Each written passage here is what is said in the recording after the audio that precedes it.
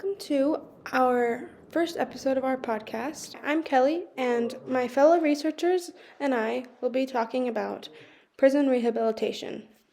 Karen is going to be talking about the general idea and what works. I am going to be talking about the juvenile side of rehabilitation and what works with that. Skylar is going to be talking about the religious aspect of it, and Emily is going to be talking about taxes and education. Okay, my research shows that rehabilitation does work and it's worth the effort, time, and money.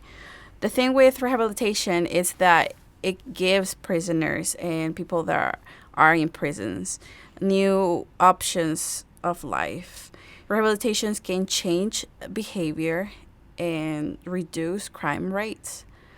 This is because restorative justice supports this rehabilitation, and this is really important to mention because most of people think that rehabilitation will quit the part of the justice, and it's not like that. Sometimes inmates have a traumatic childhood and a background that we don't see, and with punishment we just do the justice part and the time that they have to serve, but it doesn't change the fact that they will change that behavior. With rehabilitation, this allows these inmates and people that are in prisons to change their mindsets that sometimes they don't know other ways of living. They just know that those things because that's how they grew up, that's how they have done things. Those are their neighbors, their families, and with rehabilitations, they're going to have the chance to learn new ways and reduce these crime rates even after their time. Okay, thanks, Karen. That kind of leads into my research where the taxes that are paid for education create an unequal education, and then that creates crime within the population because they have not been able to learn the skills. They don't have the opportunities to get beyond the community that they live in. And the taxes are paid by the property taxes. So if an affluent community has more money and they have more opportunity, then they have a better chance of not committing crimes as those populations that do not have all of the money and resources available to them. And this leads to going into the rehabilitation in prison, where if they haven't had that opportunity in their childhood to acquire that quality education and they end out in prison, rehabilitation can help them gain those skills so that when they leave prison, they can have the job skills. They can enter into a community rehabilitated and offer their skills into the job force. And then they end out paying taxes also to help the programs keep continuing on.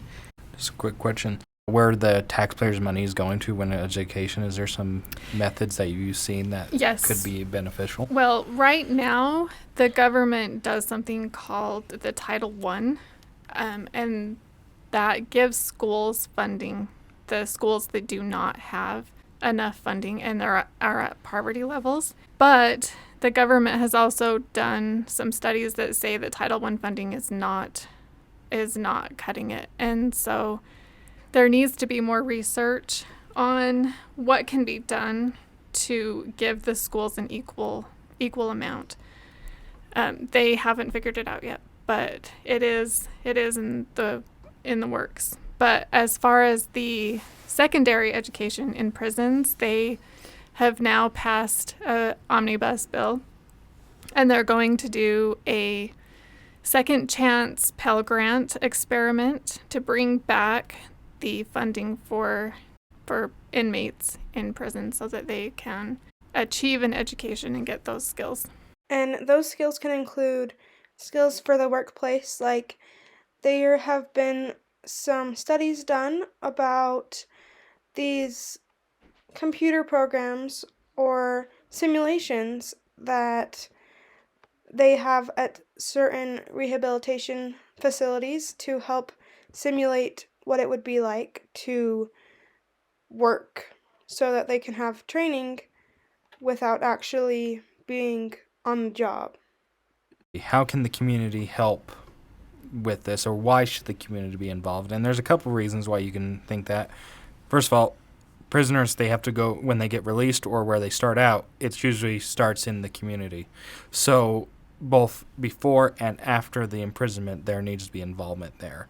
And in my research and what I've been studying, religious groups are probably one of the better resources that these prisons can use, because almost everybody comes from a religious group prior to prison and they want to experience it in prison, and there's a support group after prison. I get there's some issues with separation of church and state that has become more of an issue, and that's mostly because of how the past has dealt with prisons, because they used to, at one point, they only limited to Christian and Jewish religions in prisons, and that caused a huge shift because there was a huge pull for Muslim and Wicca, which is it's a nature religion. Yeah, they want to bring those into prisons as well, but for the longest time it wasn't happening, and when it did happen, there was the cry about should there even be religion in prisons. And I think there should be. It's because volunteers, they help pay for it. The churches, they help organize it. It's really nothing much on the prison's part other than giving them the space to do it. And I think it's a great benefit to the prisoners, and they get the support both in and out of prison. So it will help save taxpayers money as well.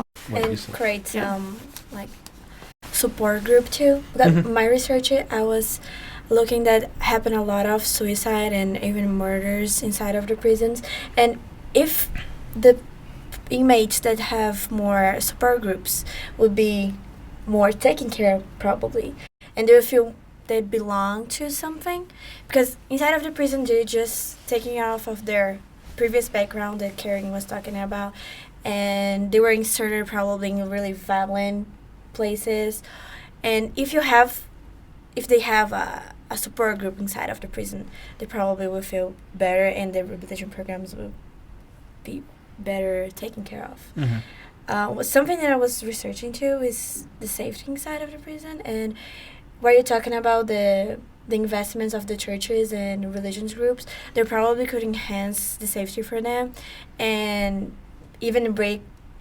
the dealers inside it, because have drugs and alcohol inside of the prisons, which are not allowed it, but probably with more investments of other people, they could just enhance the system. Yeah, and that goes along with saving taxpayers money, because right now the federal government can't afford to pay for all of the prisoners that are there. All of the prisons are almost 14% above capacity right now, because there are so many people being held for parole or just minor things that they're stuck in there for, where there are other options that people can, the prisoners can have other options instead of being just sent straight to prison. And that's what taxpayer money is going towards right now, is basically holding people there that have... And actually, I saw the private prisons is even more expensive to the government than the federal prisons. So I think they should talk more about it, because population pay taxes and is going to the wrong side of the system, since private prisons are completely, I mean, not completely, but they don't corrupt. give, sure, they're corrupted and they're not safe at all. They don't give the support for the inmates. They don't give good rehabilitation programs, and that is still coming from taxes. It's based on the number of inmates. The money that the prisons get is based on the number of inmates that are within the prison system. Especially with the private prisons, when it comes down to it, they're not in it for the state prisons. Those are in it for just to have where to put the criminals. Private prisons are all there to make profit off of those individuals, and that becomes a big issue, because most of the time, if you're in a private prison, you stay there longer, even past your your parole date, because they want to keep you in there as long as you're possible. And the state has to give a quota for how many prisoners they put in a private prison. And if they don't meet that quota, the people that own the private prison can sue the government because they didn't meet their prisoner quota, which I read about a scandal that happened in Pennsylvania that you were talking about.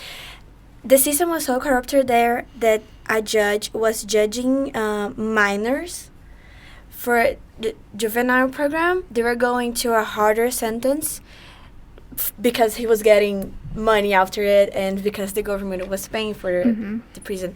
So just kids were going to a really harsh punishment they were not supposed to go to. Yeah, and I don't know if it's still going on right now, but in the 1990s, there was some prisons for boys, and there were some brittle circumstances in those prisons. So it's awesome that we have rehabilitation programs where the juveniles and adults don't have to worry.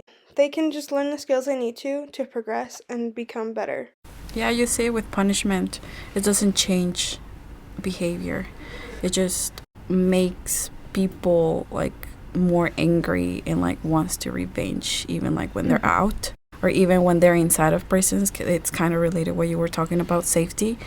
There are a lot of inmates that are not safe in prisons, like their lives are in risk, and histories of trauma just becomes the future of violence and is a cycle that it never breaks. Karen, to go along with that, the continuation of the cycles can be broken with rehabilitation programs in prison. The drug rehabs and the programs that help them with their mental health and the education to give them skills so that when they get out of prison, they are stable. And right now, the funding is based on recidivism rates. And recidivism is the rate of how many people can go back to prison. That they get released and then they commit a crime and then go back to prison. So that's the rate. But research is showing that instead of focusing on recidivism, we should focus more on desistance, which is the actual quitting of crime.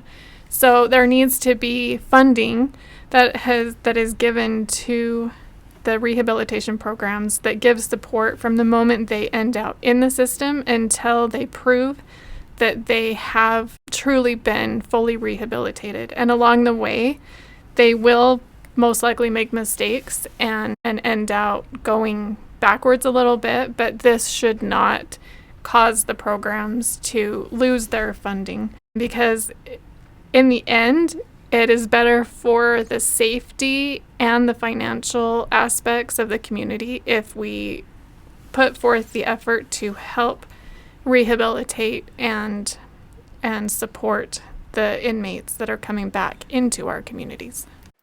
Thank you for listening to our Prison Rehabilitation Podcast.